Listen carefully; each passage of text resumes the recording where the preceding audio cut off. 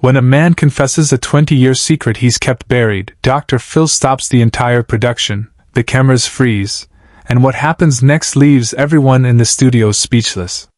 The studio lights were blazing as they always did on a Tuesday afternoon taping of Dr. Phil. The audience had settled into their seats, production assistants were making final checks on microphones, and the familiar energy of a show about to begin filled the Paramount Studios lot. But nobody in that room, not the crew who had worked hundreds of episodes, not the audience members who had waited months for tickets, and certainly not Dr. Phil himself, could have predicted what was about to unfold. On stage sat a man named David Mitchell. 47 years old, wearing a simple button-down shirt and jeans, his hands clasped tightly together. He had flown in from Ohio at the urging of his adult daughter, who had written to the show describing her father as a good man carrying an unbearable weight. The show's producers had read that letter 3 times before deciding to book him. There was something in those words that suggested a story worth telling. Dr. Phil walked onto the stage with his characteristic confidence, greeting the audience with a wave before taking his seat across from David. The cameras rolled. The show had officially begun. For the first 12 minutes, it seemed like a standard episode. David talked about his struggles with anxiety, his difficulty sleeping, the way he would sometimes wake up in the middle of the night drenched in sweat. Dr. Phil listened, asked questions, probed gently into David's childhood, his relationships, his career. And then Dr. Phil asked a question that seemed innocuous at the time. David, when did these symptoms start? Can you pinpoint a specific moment or period in your life? David's face changed. The color drained from his cheeks. His hands, which had been fidgeting in his lap, went completely still. The studio, which always carried a low hum of energy, seemed to contract into a single point of focus. Everyone watching sensed it, that shift in the atmosphere that happens when someone is about to say something that cannot be unsaid. 20 years ago, David said quietly. His voice was barely above a whisper, but in the silence of that moment, everyone heard him clearly. Dr. Phil leaned forward slightly. His years of experience had taught him to recognize that particular tone, that specific quality of voice that meant someone was standing on the edge of a confession. What happened 20 years ago, David? David opened his mouth to speak, closed it, then opened it again. And when the words finally came out, they were words that would stop everything. Subscribe and leave a comment, because the most powerful part of this story is still ahead. To understand what happened in that studio, you have to understand who David Mitchell was before that day. 20 years earlier, David had been a different person. He was 27, newly married, working as an assistant manager at a manufacturing plant in Columbus, Ohio. He and his wife Jennifer had just bought their first house in a quiet neighborhood where kids rode bikes in the street. He was driving home from work on a Thursday evening. Rush hour traffic, sun low in the sky. He was thinking about dinner, about whether they should repaint the kitchen. Normal thoughts. Mundane thoughts. He was on State Route 315, a highway he'd driven hundreds of times. A car merged from an entrance ramp. David adjusted his speed automatically. Then a truck swerved suddenly in the next lane. The driver had been reaching for something on the passenger seat. The truck hit the car that had just merged. The impact sent that car spinning across 3 lanes of traffic. David saw it coming toward him. He hit his brakes, swerved right, felt his own car fishtail as he fought to maintain control. He heard the screech of tires, the sickening crunch of metal on metal, the cascade of collisions as multiple vehicles became involved in what the news would later call a multi-car pileup. David's car came to rest on the shoulder of the highway. His airbag had deployed. His heart was hammering in his chest. His hands were shaking so violently he could barely turn off the ignition. He sat there for what felt like an eternity but was probably only seconds, trying to process what had just happened. Then he looked in his rearview mirror and saw the wreckage behind him. 4 cars, maybe 5, all tangled together in a scene of devastation that looked like something from an action movie. Smoke rising from engines. Glass scattered across the asphalt like diamonds catching the last rays of sunlight. And people, moving slowly, emerging from vehicles, some walking, some crawling, all of them trying to understand how their ordinary commute home had turned into this nightmare. David got out of his car. He took 3 steps toward the scene. And then he made a decision that would define the next 20 years of his life. He got back in his car.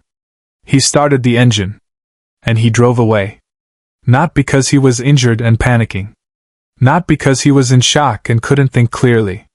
He drove away because in that moment, standing on the shoulder of that highway, he made a conscious choice. He looked at the scene, saw that other people were already calling 911, told himself that his presence wasn't necessary, and left. Later that night, watching the news with Jennifer, he learned that 3 people had been seriously injured in the accident. One of them, a 52-year-old woman named Patricia Carr, had died before the ambulance arrived. The truck driver who caused the accident was charged with vehicular manslaughter. The news showed aerial footage of the scene, and David felt his stomach turn as he recognized the exact spot where he had stood, the place where he had made his choice.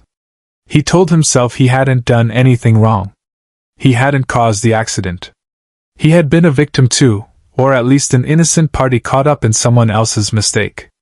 The police were looking for witnesses, the news said, anyone who had seen what happened. David told himself he hadn't seen anything useful, nothing that would help their investigation. His testimony wouldn't bring that woman back. It wouldn't change anything. But late at night, when Jennifer was asleep and the house was quiet, David would lie awake and replay those 3 steps he had taken toward the wreckage. He would remember the moment he turned around. He would wonder what would have happened if he had kept walking, if he had stayed, if he had told the police what he saw. The anxiety started a few weeks later. Just a slight tightness in his chest at first, a flutter of panic when he got behind the wheel. Then the nightmares began. He would dream of the accident, but in his dreams, he was the one lying on the asphalt, and everyone else was driving away, leaving him there alone. He started having trouble concentrating at work. His marriage began to strain under the weight of his unexplained moods and sleepless nights. Jennifer knew something was wrong, but David couldn't tell her. How could he explain that he had witnessed something terrible and done nothing?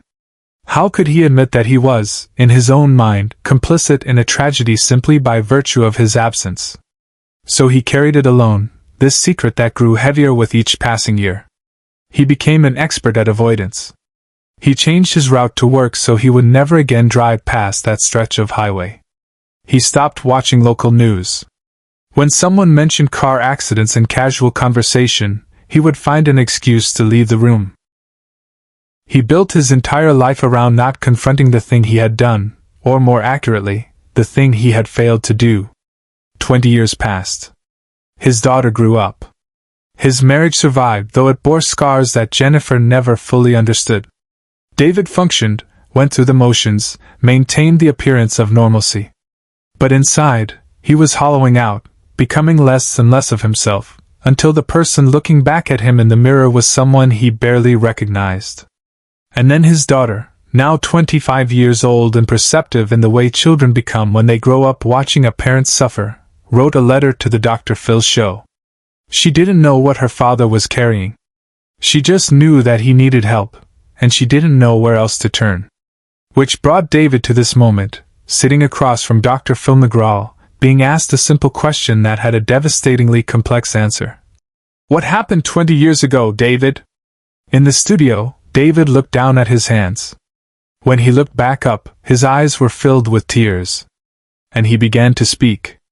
I was in an accident, David said. Not really in it. Near it. I saw it happen. There was a woman who died. He paused, struggling to find the words. And I left. I drove away. The studio went completely silent. Even the crew, accustomed to emotional revelations, seemed to freeze. Dr. Phil's expression didn't change, but there was something in his eyes, a flicker of recognition that this was not a typical confession. This was something different.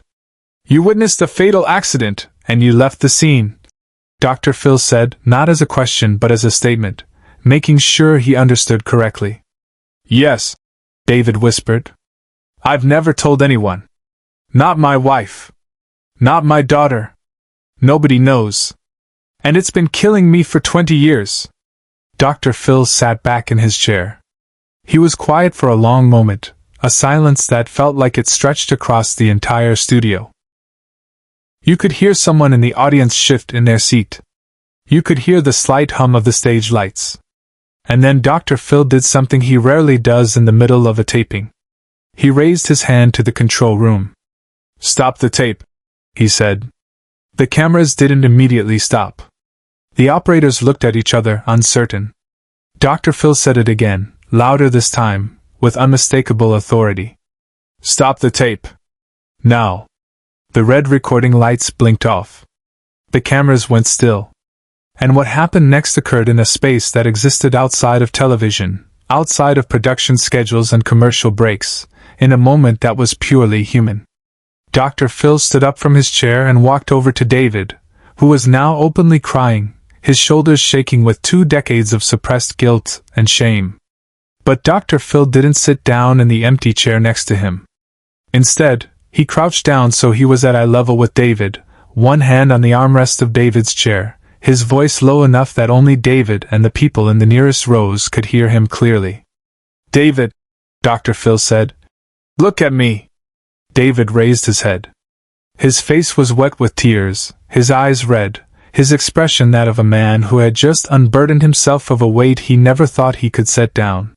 "What you just told me," Dr. Phil continued, "took more courage than you probably realize. And I want you to know something before we go any further. You are not a bad person. You made a choice 20 years ago that you've been punishing yourself for ever since.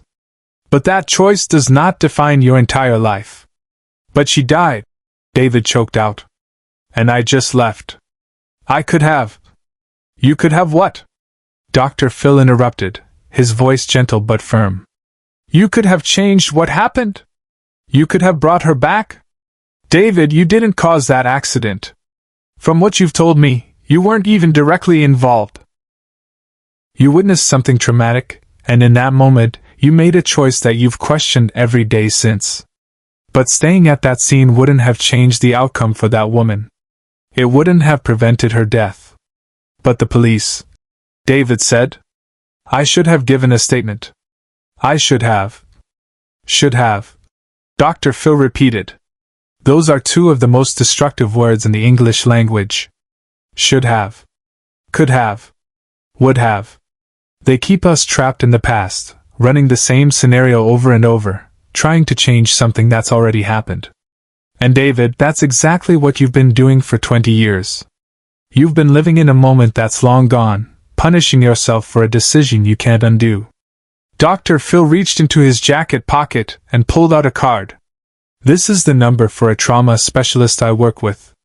You're going to call this number tomorrow. Not next week. Tomorrow. And you're going to start the process of forgiving yourself, because that's the only way forward." David took the card with shaking hands. "I don't know if I can." "You just did the hardest part," Dr. Phil said. "You told the truth. Everything after this is about healing, not hiding."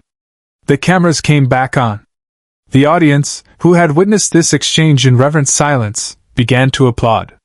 Not the theatrical applause of entertainment, but something quieter, deeper, an acknowledgement of witnessing something real. Share and subscribe. Make sure this story is never forgotten. 6 months later, the show received a letter from David. He had started therapy. He had told his wife and daughter everything. He had even reached out to Patricia Carr's family through a victim services program, offering them not excuses, but the truth he had carried for 20 years. They didn't forgive him, he wrote, but they thanked him for finally coming forward. And for the first time in 2 decades, David Mitchell slept through the night. Dr. Phil kept that letter in his desk drawer. Because some episodes aren't just about television. Some are about the moment one person decides to stop running from their past and finally, painfully, courageously face it. And sometimes, all it takes is someone willing to stop the cameras and say, "I see you. And you're not alone."